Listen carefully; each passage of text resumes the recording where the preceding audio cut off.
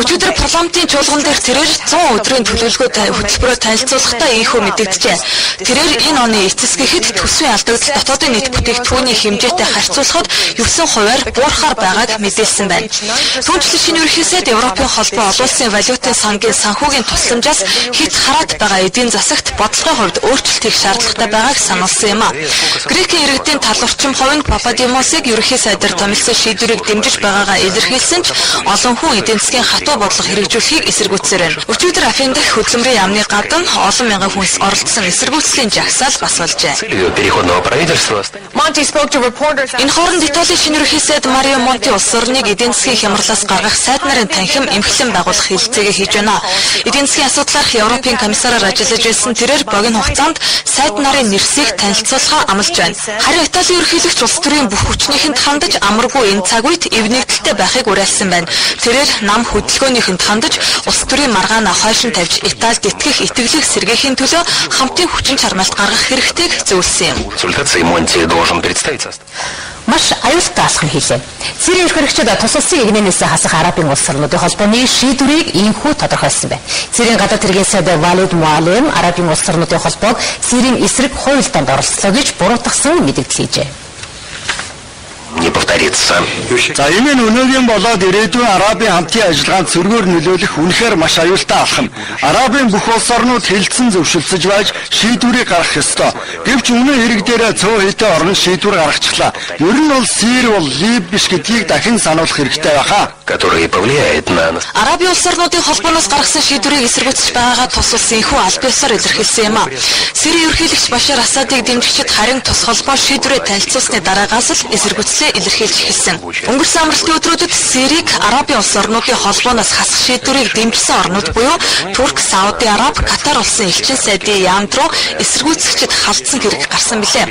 Сирийн гадаад хэргийн сайд үүнтэй холбоотойгоор дипломат төлөөлөгчийн газрууд руу халдсанд аль биесээр уучлалгүйсэн байна. Үүний зэрэгцээ Сирийн эрх баригчид арабын ажиллагчдыг улс орондоо нэвтрүүлэхэд бэлэн байгаагаа илэрхийлж арабын улс орнуудын холбооны шуурхай хуралдааныг зарлан хуралдуулахыг санал болгосон. Гэвч холбооны удирдлага одоогоор энэ санаачилгааг нь хүлээн авахгүй харин замын зураг төлөвлөгөөг нь хэрэгжүүлж эхэлвэл гишүүнчлэлийг нь сэргээхээ амласаар байна.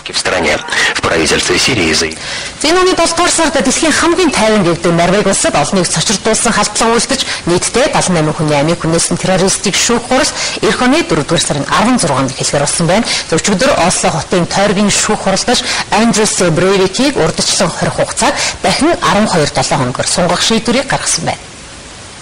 Судебный процесс по делу норвежского экстремизма. Харгийн шүүхтэр зохиосон хурал нээлттэй болсон бөгөөд Брейвик үйлдсэн хэргийнхээ хариуцлагыг хүлээхээ урьдын адил мэдэгдсэн ч өөрийгөө гин буруугүй хэмээн мэдүүлжээ. Түгээрч зогсохгүй тэрээр өөрийгөө Европт түрэмгийлэн орж ирсэн мусульманчуудтай тэмцэх Хуягт Баатар хэмээн нэрлэж байжээ. Мөн олон соёлыг нийгэмд суурьшуулж байгаа нь Норвегийн нийгмийг бутарган унгаж байна гэж үздэгч мэдэгджээ. Брейвик шүүхийн танхимд ирсэн амир үтгсдийн ар гэрээхэнд хандаж үг хэлэх хүсэл тавьсан ч шүүгч түнд зөвшөөрөл олгоогүй байна. Үнэхээр том эмгэнэл тохиолсон гэвч бид өөрсдөө юу ч хийж чадахгүй байна. Гол нь бидний энэ уу гашуу гарцыг нөхөж хинч юугаас нөхөж чадахгүй гэдгийг л бодож байна да. Би түүнийг харж хэлэх үгийг нь сонсохыг хүссэн юм. Би түүнийг яагаад ийм аимшиг тэрэг үлдсэн болохыг нь мэдхийг тайлбар авахыг л хүсэж байна. Энэ шүүх хуралд оролцоод үнэхээр таагүй сэтгэл төрж байлаа. Сэтгэл маш ихээр өвдөж байна. Зүрхэндээ шаналж өвдөж байна. Зөвхөн аимшигтай. Андрес Брейвикийг өнгөрсөн 7 дугаар сарын 22-ны өдөр Уттой арал дээр баривчлан инхүү хориод байгаа юм а. Тэрээр залуусын зуны лагерт амарч байсан 69 хүнийг буудан ан хийж байгаа мэтэр нэг нэгээр нь хороосон юм. Энэ арал дээр цус таллага үйлдэхээс өмнө тэрээр Осло хотын төвд дэлбэрэлт үйлдсэн бөгөөд үүнээс болж 8 хүн амнасаа алдсан билээ. Японы Фукушима Дайчи атомын цахилгаан станцад осол гарснаас хойш зарим бүс нутагдах газар тариалангийн бүсдэх цацраг бүтэц бодисын хоролдох хэвийнхээс давсан хэмжээтэй гарсныг эрдэмтэд тогтоосон байна. Эрдэмтдийн баг энэ намрын ургацуулаад тариалангийн бүс нутгийн хөрснөөс дээж авч шинжилгээ хийсэн бөгөөд энэ судалгааныхаа дүнг Америкийн шинжилгээ ухааны академийн нэгэн сэтгүүлд нийтүүлсэн байна. high level of radiation there late. Эрдэмтэд Японы хөрсний бохирдлын асуудлыг дахин сайтар судалж, цацраг идэвхт бодисын түнх хэмжээг нарийн тодорхойлох хэрэгтэй байгааг мэдэгдэж байна. Тэд Японы нийт 47 мужийн 46-гийнх нь хөрс болон ургамал дахь Цези 137 изотопын агуулмжийг хэмжин судалжээ. Цези 137 нь олон 10 жилийн турш хөрсөнд шингээстэй хэвээрүүлдэх боломжтой. Тиймээс бусад цацраг идэвхт бодисоос илүүтэйгээр аюул учруулж болзошгүй учраас мэрэгчлэтнүүдийн баг чухамхүү энэ элементийн агуулмж хэр байгааг илүүтэйгээр судалжээ.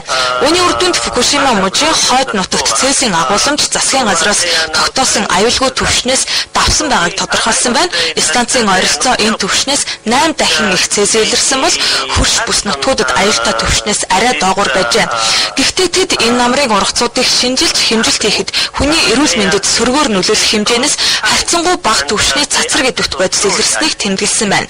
Тиймээс эрдэмтэд цацрагийн хордлогыг саарамгчуулах, цэвэрлэж ариутгах төлөвлөгөөгөө баталгаас өмнө дахин наривчлсан судалгаа хийхийг Японы засгийн газарт хамдан уриалжээ. Нэгдсэн улсны байгууллага сарын дотор 100 тэрбум долларын хөрөнгө бүхий экологийн сан байгуулахыг санал болгож байна. Олон улсын хамтын нийгмийн ерөнхий байрны бичгийн дарга Бан Ки Мун цагуурын өөрчлөлтийн асуудлаарх олон улсын чуулга уулзалтан дээр энэ санаачилгааг дэвшүүлжээ. Бангладешийн нийслэл Дака хотноо цагуурын өөрчлөлтийн асуудлаарх олон улсын чуулга уулзалт өчигдөр эхэлсэн бөгөөд дэлхийн 30 орны төлөөлөгчид оролцож байгаа юм а.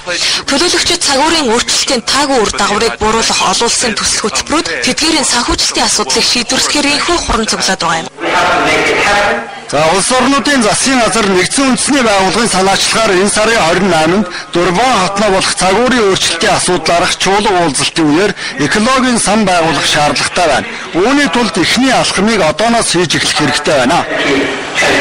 Энэ уулзалтыг Бангладеш улсад хийж байгаа нь бас учиртай. Тус улс 1991 оноос хойш цагуурын өөрчлөлтийн үр дагавар болсон байгалийн олон гамшигыг амссан. Гэхдээ тус улс байгалийн гамшигын гар цохирлыг бууруулах хөтөлбөрийг амжилттай хэрэгжүүлж байгаа орны нэгд тооцогддог бөгөөд гамшигаас урьдчилан сэргийлэх үр дагаврыг нь арилгахад шуурхай нэгдсэн удирдлагатайгаар ажиллаж чаддаг. Үүнийг нэгдсэн үндэсний байгууллагын ерөнхий нарийн бичгийн дарга үнэлж байдгаа илэрхийлж байсан юм а. Ер нь бол хөгжиж байгаа орнууд байгалийн гамшигт илүүтэйгээр өртөж цагуурын өөрчлөлтийн үр дагаврыг ихээр амсч байна.